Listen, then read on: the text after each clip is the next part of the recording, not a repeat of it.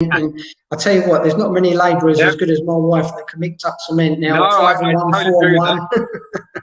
Yeah, she makes a great mix. Although I've got to say, the ratios get a bit 1 bag to 2 shovels. Is it? It's like, no, it's shovels or bags. You've done a mix, you know. But yeah, she does a great job. Absolutely fantastic. It makes my life easier as well. Yeah. So, you know, I just want to work with somebody I can trust at the end of the day.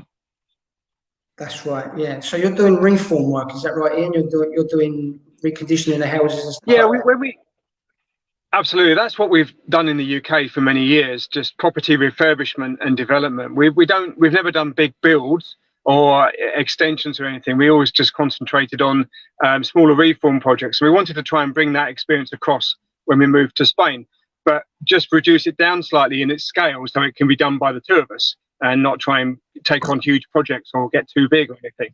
We want to enjoy our life in Spain as well as work to be able to enjoy life in Spain.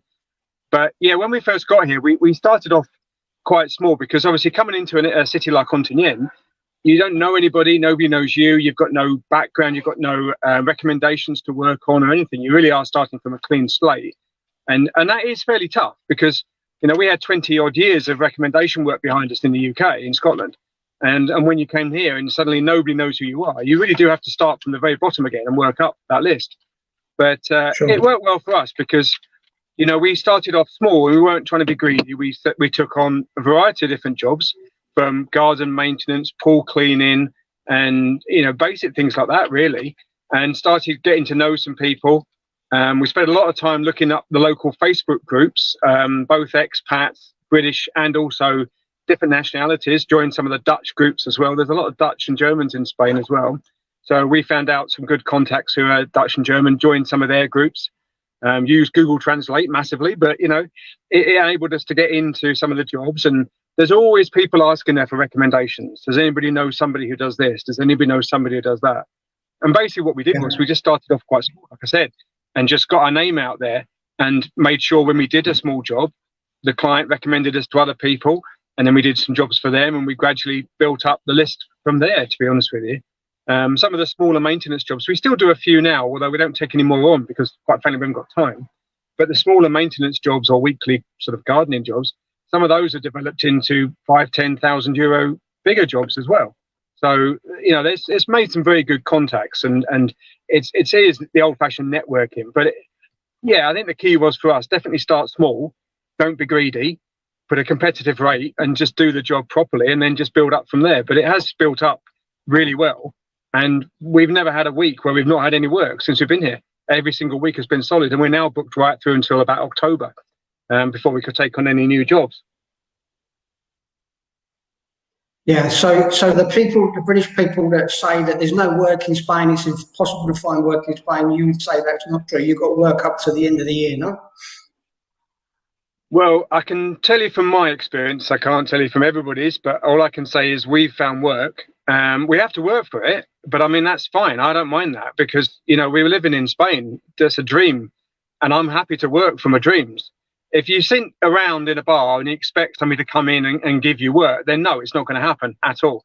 But if you work for it, if you go out, if you look for it, if you ask around and you talk to people, then you will find there are things there. But you've got to be prepared, I think, at the start to drop your sights down a bit and maybe your expectations until you've got that reputation behind you. And then it will grow quite rapidly from there. But every client we talk to has always looking for somebody and has projects they want to do, but they struggle to find good trades to do it and good people to do it. We've also kind of looked at maybe what the things was that bothered them about other people here. I mean, the Spanish are lovely. We've got great Spanish friends here now. But we kind of looked at what do they do that annoy the Brits. And things like sometimes it's the attitude to timekeeping, turning up on time, communications. You know, when they get on the job, a lot of the Spanish trades are brilliant, but they're terrible at letting the people know what's happening and things like that. So we always made a point from day one, kind of distinguish ourselves a little bit, you know, let people know what's happening, confirm things in writing, send messages, emails, whatever, just to say this is the date we're starting, this is what we're doing, put prices down, speak to people all the time. If you're going to get materials or you're running late, phone them and say, you know what, guys, we're going to be 10 o'clock tomorrow, not 8 o'clock, because we're picking up materials. And then they know what's happening. They're not disappointed. And I think, you know, a lot of customers have said to us, oh, I've been that's the thing that got me most, is I didn't know what was going on, and I was frustrated because I'm doing my stay at home. Can I go out, or this kind of thing? So communications is a big thing. We've been really working hard at making sure that we let people know what's happening, and that's definitely helped us for sure, 100%. I think that's we spoke about this the other day, and you're right, and I did exactly the same thing. When I was running late for a job or to go and look, I used to phone the customer up and say, look, I'm running 5 minutes late, I'm on my way with you. And they say, yeah, that's fine, no problem. But I know it's a big deal for people. I know what it's like for me when I'm waiting for Spanish people and they say, I'll be there later this afternoon. They don't turn up and you phone them and say, oh, mañana, you know. And that really is annoying when you lose a half a day waiting for something. I always say to even the people that work for me now, the plumbers and electricians, I say, you know, when you come in, we'll come tomorrow. Give me a time. Give me a time, more or less. You know, I know it's hard to pin these people down to an exact time, but if you're going to be late, tell me, yeah, fine. You know, and it gradually I've been working with over the years. Now they do phone me and say, don't worry, I'm coming. Okay, that's all I want to know. You're on your way, you know. But it makes sense in any business. The customer needs to be informed all the time. And a lot of people, they do say, yeah, don't worry, you know, lay back lifestyle. But it makes a big difference when you're working here, getting repeat work. You found that out, and I know that from experience. 100%, definitely, yeah. Because, like you say, there's always ways around it. Even if you don't know exactly what time you're going to be there, what I tend to do is say to people, we're going to be working in, I know, Chatterville at the moment, but we're going to be with you roughly about then. But what I can do is I can message you when we leave. Is that all right? And they're like, oh, that's brilliant. I'll just wait for the message. I've got half an hour's notice. I know what I'm doing. And then people can do their own day. They can go out shopping. They can go out, you know, to the bar, whatever. And then they know when you're going to be there, when they're not. And they're not sitting there waiting and thinking, well, my day's now ruined because I could have gone out this morning, but now I can't. So it's the basics. It's old-fashioned basics, but they really do make a difference, I think. And it's not just my industry or yours as well. It's anybody's. The same principles apply to it, you know. And people like that. They like to know what's happening, and that makes a big difference to us as well. So, and other than that, it's just keep it simple. So So Ian, you know, you've got work up to the end of the year, and what do you say? What do you say to people that when they say it's hard to find work in Spain? You obviously, it depends what you're looking for, but I mean, people here, they're not prepared to work for less money. I'm sure you, like myself, when you first moved here, the wages are a lot different when you first start out. You have to take a cut in wages, you know, but the cost of living is a lot cheaper. Exactly. The bottom line is what counts. Things are easy and cheap here. So, you know, if you start out low, you know, you can build up. If you start charging stupid prices like you charge in the UK, you're not going to, the people here aren't going to pay it. The British won't pay it, and the Spanish certainly won't pay it. So did you find that you were starting off by charging a lot less when you first came here? We charged less than we did in the UK, but what we did was we researched around locally what the average price people were paying for work in the first place. So, you know, we looked into it and said, right, well, what do cleaners work? What does a gardener earn per hour? What's the average handyman price per hour? What's the fully qualified trade per hour? And then we looked at things that way, and then, you know, basically spoke to the client about it. Some jobs we took on, we said, look, we'll give you a fixed price for the job. And if it takes 4 days, takes 5 days, 6 days, it's my price. I've given you a price for it, and that's what we'll do. And then people are happy with that because they know it's not going to shoot up and end up a lot more than they think. And other times you can say to me, look, well, if you want me to come along, I can come along and work for you for 15 euros an hour, and until you want me to stop, and I'll do as much as I can in that time, basically. But you're right, you do have to drop a little bit. But like you say, you know, the cost of living is a lot lower. It takes a little bit of finding sometimes when you first get here. If you go to all the places and you try and do the kind of British lifestyle in here, it can be expensive. But if once you start, you know, eating where the Spanish eat, buy Spanish food, shop in the good places and things like that, you're running your day-to-day costs, they just come tumbling down. And you just start enjoying yourself here more as well. But yeah, when you're new, you can't go in at the top rated price and expect to get tons of business when people have got other trades that have been here for 15 years who are charging €3 an hour less than you. You know, you just got to be realistic about it. Some things are tricky, like, you know, buying machinery and tools and things that can be more expensive here than buying them in the UK. But I brought a load of my stuff with me, so we're able to get a running start at things from that point of view as well. But sure. So Ian, you're self-employed, and that's how I started out here, self-employed. But so many people, you know, say that, oh, it's so expensive around €300 a month now to be self-employed here in Spain. There is a package where you can start out at €70 a month now for the first year, I believe, and then 120 a month for the second and third year, and then it goes up to the full amount. But what some people don't realise is once you're paying self-employed, you and your spouse or other half and any dependents, any children that live with you in the family are all entitled to medical cover here, and that is such a big thing in Spain. I know people that are paying their private health cover, and they're paying 1,000, 1,800. Yeah. A year each person from medical cover here, and with part of the restrictions now, we're just finding a new requirement. You need to show that you're paying up front a year in advance with your medical cover, so that can be a big expense. But 300 a month, yeah, okay, it sounds expensive, and it is expensive to run a business here. But when you think about what that's covering, and also that some people don't realise is, after you've paid into it for 15 years, you're entitled to a pension. Now, what that's worth, I don't know. At the end of 15 years, maybe not worth, but what pension is worth its money after you retirement? But I think it also you get a pension into that. You're here. You're also working here legally. You've got all the paperwork. You've got no worries.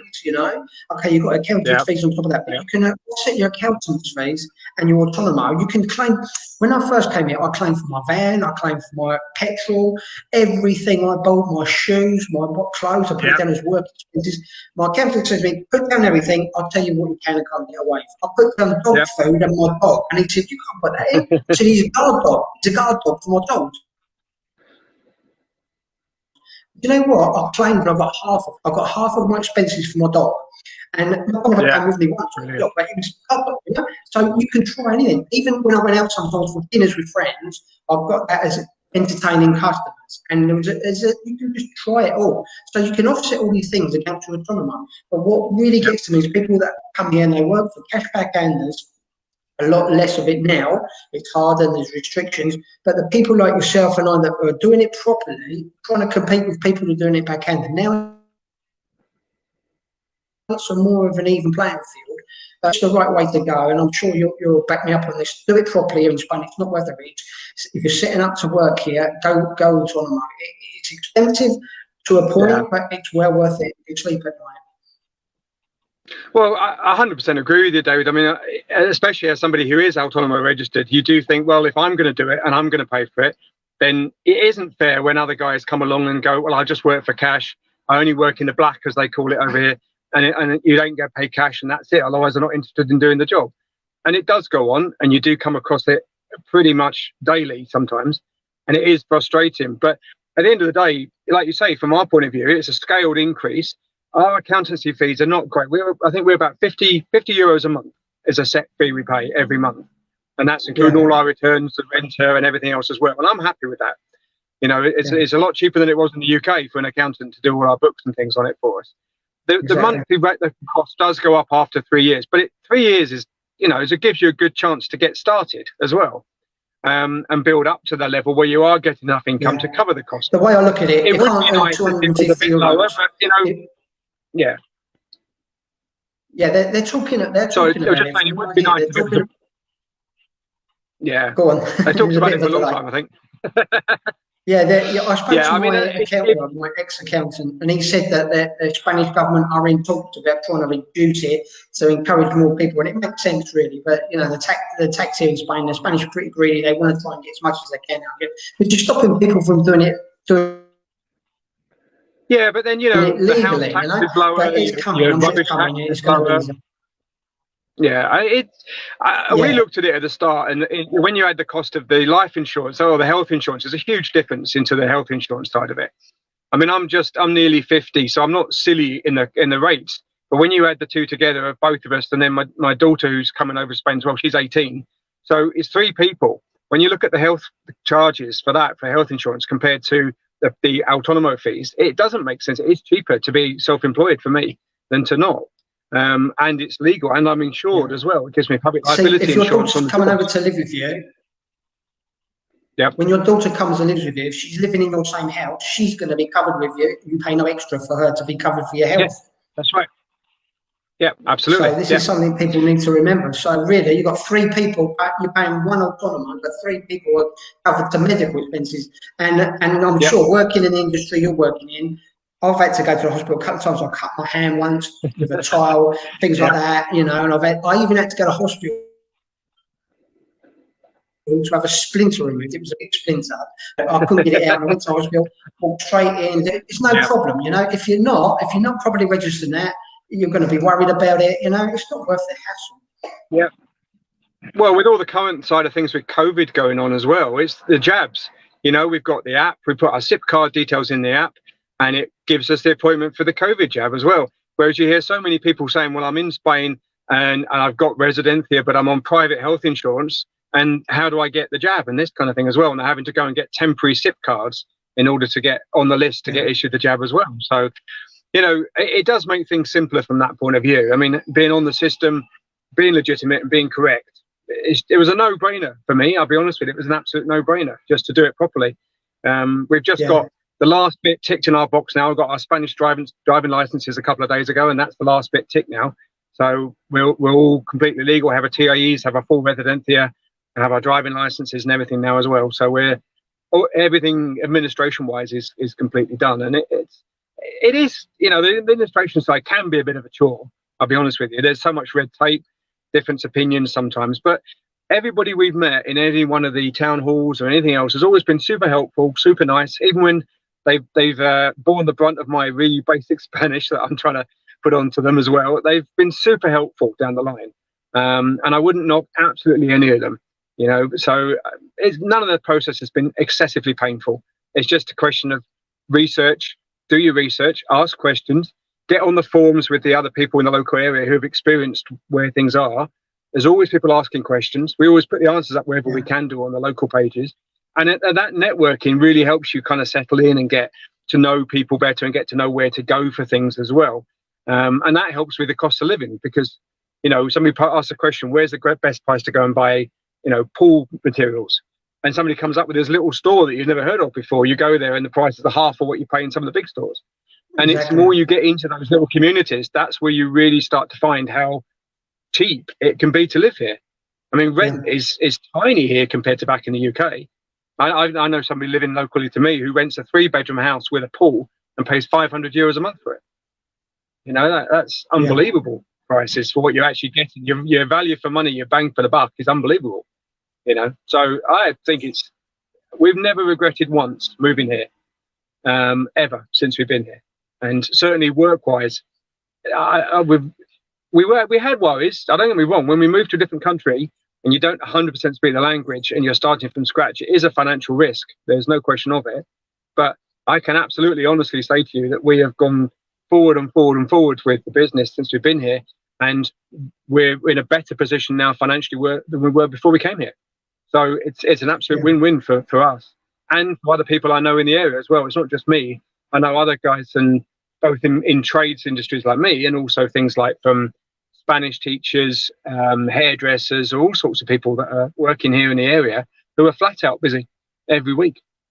Yeah, so it's like I've said to many people that contact me, you know, well, I find working, so I say, well, what do you do? Well, I'll do anything. Well, that always rings alarm bells for me, because if you don't know what you're going to do, you're open to anything, you know, you're going to struggle. If you're going to struggle in the UK, you're definitely going to struggle in Spain.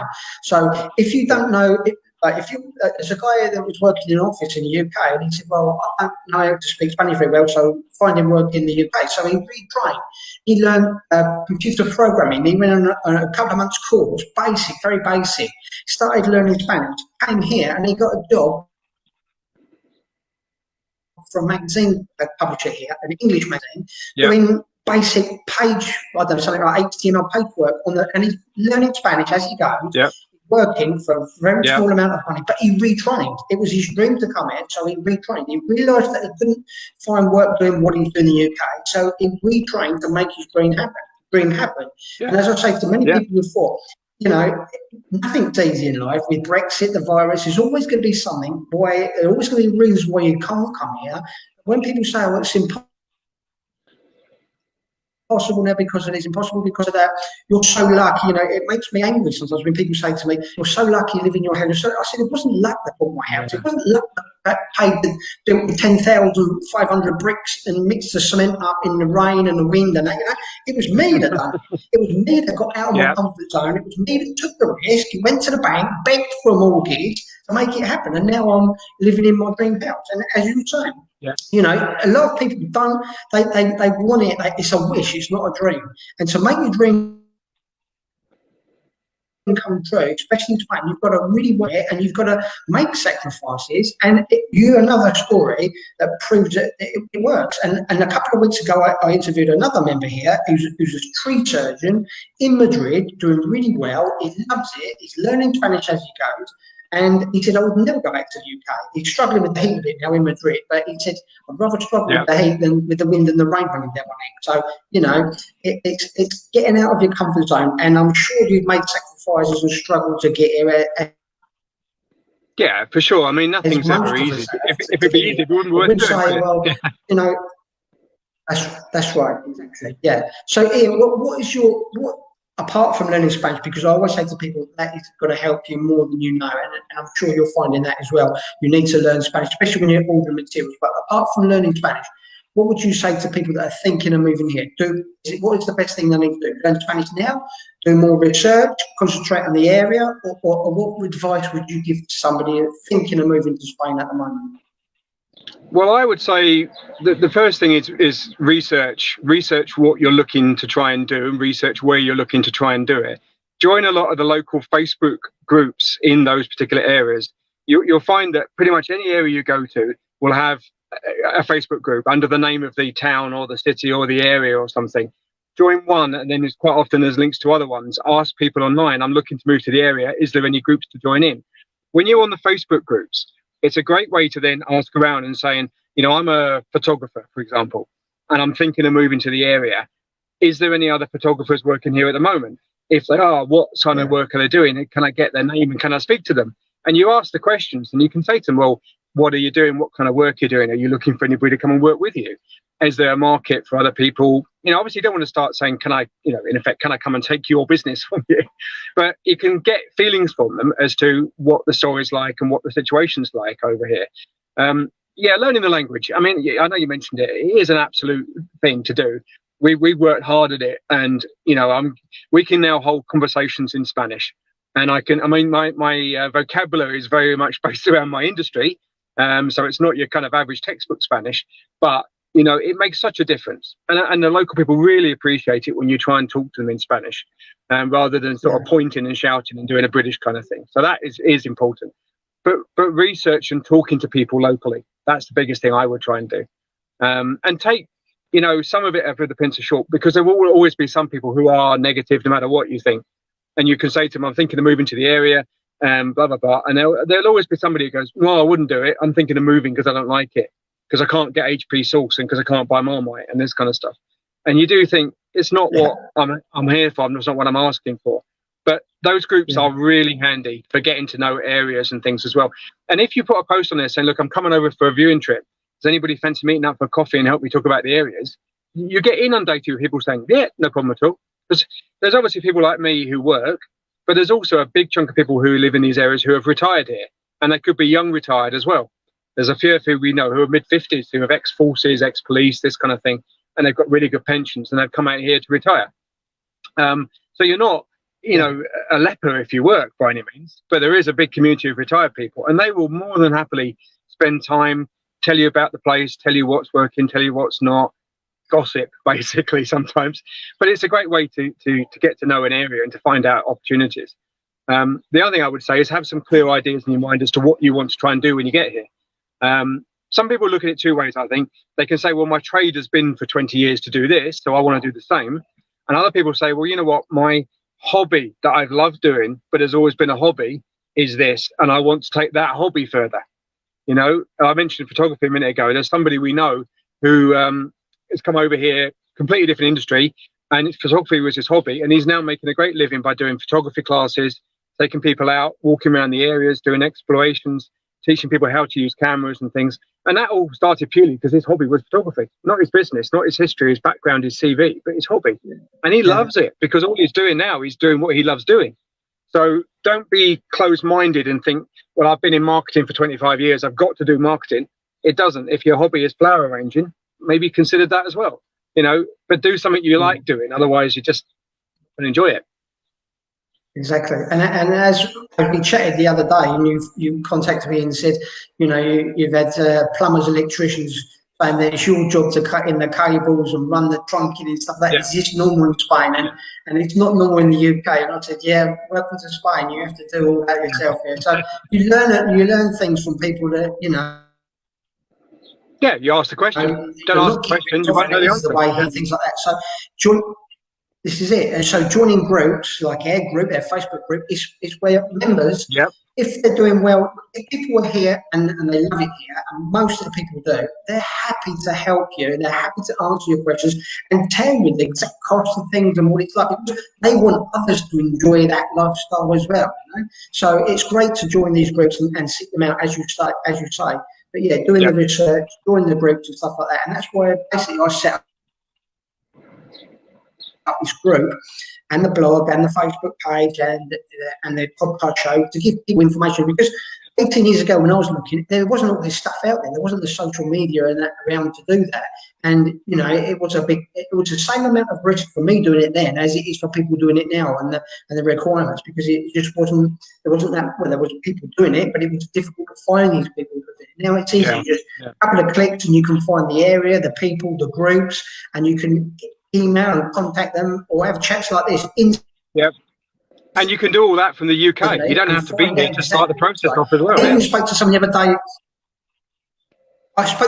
day. That's doing virtual video tours of properties here, and people are viewing, and he said, I'm inundated, taking people around, taking groups of people through Zoom or whatever it was he was doing, showing them around, and people saying, open that cupboard, open that door, what's behind there? They're getting to see inside the cupboards and everything of the house. He said, we don't even have to come out of an apartment in the UK. We know what the place is like. So there's always solutions to the problems if people look. So. Oh yeah, absolutely. You've got to look for opportunities. You've got to take them. I love people that are doing. Yeah, sorry, there's a bit of a delay on the time here, but it's great to meet with people that are living their dream. But it's not easy, as you said earlier. If it was easy, everyone would be doing it. But there is work in Spain. You're another case that's proven it. There is work, and you and your wife have found work here, and you're paying your autonomy, you're doing things correctly, and you're loving the life in Spain, or I'm sure you're loving the life. Absolutely, 100%. You're working in a t-shirt, whereas in the back home in the UK at the moment, they've got umbrellas up, I believe. Yeah. Quite often the t-shirt's not on, but I wasn't going to put that on the podcast. I've changed from taking gloves and a hat to work in the UK to carrying litres of bottles of water and suntan cream in. Yeah, that's part of the toolkit now. Yeah, well, my next job is putting a solar panel on the roof of the van so that I can power a fridge during the day, so I can have a fridge in the back of the van working constantly. So that's my next little project to do. Yeah. But yeah, it's brilliant. Oh, we absolutely love it. Right, so just before we go in, you would say definitely go for your dream. You would recommend, even now, post-Brexit and with all the virus and everything, if people are thinking about moving here, you would still say go for it, don't wait. Is that correct? You get one shot at life, and if you've got a dream, why would you not do it because it might be hard to do? Just bloody do it. It's, Nike, isn't it? Just do it. That's my view on it. We could have waited till we were 65 and got a retirement and everything, and then tried to buy a house in Spain.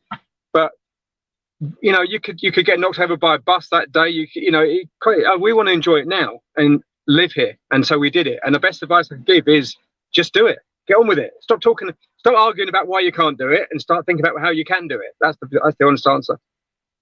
Right, that's true. That's so true. Well, great, Ian. Well, thanks for that. Thanks for joining us. And I hope we've helped to encourage other people that are